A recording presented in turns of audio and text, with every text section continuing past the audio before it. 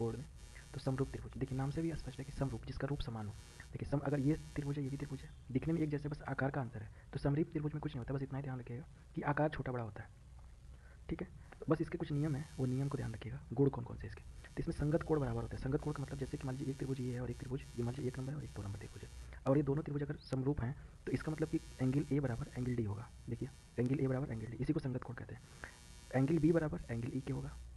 ये नहीं कि ए बराबर ई कर दिए, जो इधर वाला एंगल है वही इधर वाला भी होगा। मतलब कि अगर ए वाला डी के बराबर होगा, बी वाला ई के बराबर होगा और सी वाला एफ के बराबर होगा। तो ये तीन चीज़ें, ये संगत कोण आपस में बराबर होते हैं। तो कोण ए बराबर कोण डी, कोण बी बराबर कोण ई और कोण सी बराबर कोण एफ, ठीक है।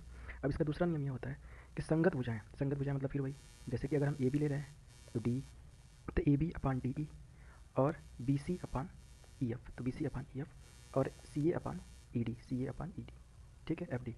तो सी ए अपान एफ डी, ये संगत भुजाएं आपस में, उनका अनुपात बराबर होता है। भुजाएं बराबर नहीं होती, ध्यान रखिएगा, अनुपात बराबर होता है। मतलब कि A B upon D E का जो अनुपात होगा, इसका जो अनुपात होगा वही इन दोनों का अनुपात होगा, ठीक है, या इसका जो अनुपात होगा वही इन दोनों का अनुपात होगा। मतलब जो भुजा इसमें लेंगे, जो भुजा इस वाले त्रिभुज में लेंगे वही भुजा इस वाले भी त्रिभुज में लेंगे, ठीक है। ऐसा नहीं कि A B upon B C कर दीजिए, नहीं, जो इसमें ए बी है तो वही डी ई भी लेंगे, इसमें ए बी है तो इसमें डी लेंगे, ठीक है। परिमाप का अनुपात भुजाओं के अनुपात के बराबर होता है। तो परिमाप त्रिभुज का परिमाप क्या होता है, अगर किसी त्रिभुज का परिमाप निकालना है तो क्या हो जाएगा, तीनों भुजाओं का योग A B plus B C plus C, यही होता है। तो मान लीजिए अगर परिमाप, पहले वाले त्रिभुज का परिमाप अगर S1 है और दूसरे वाले त्रिभुज का परिमाप S2 है, तो S1 अपान S2 इसका जो अनुपात होगा वह संगत भुजाओं के बराबर होगा, मतलब A B upon D E. तो जैसे ये देखिए A B upon D E, ठीक है। तो परिमाप का अनुपात भुजाओं के अनुपात के, आप कोई भी संगत भुजा ले सकते हैं। इसके बराबर आप लिख सकते हैं बी सी अपान, देखिए बी सी अपान ई एफ भी लिख सकते हैं, तब ये बराबर होगा, ठीक है।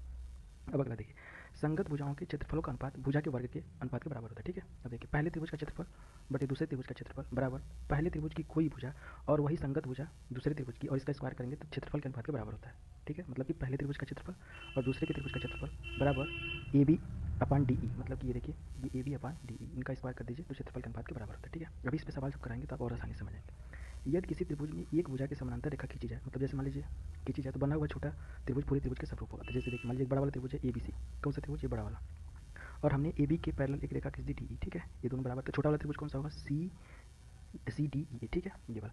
तो इसमें ये कह रहा है कि ये समरूप होगा, मतलब कि बड़ा वाला जो त्रिभुज है, त्रिभुज ए बी सी और सी डी ई के समरूप होगा, ठीक है, ये इसके समरूप हो जाएगा, ठीक है, बड़े वाले के छोटे वाले।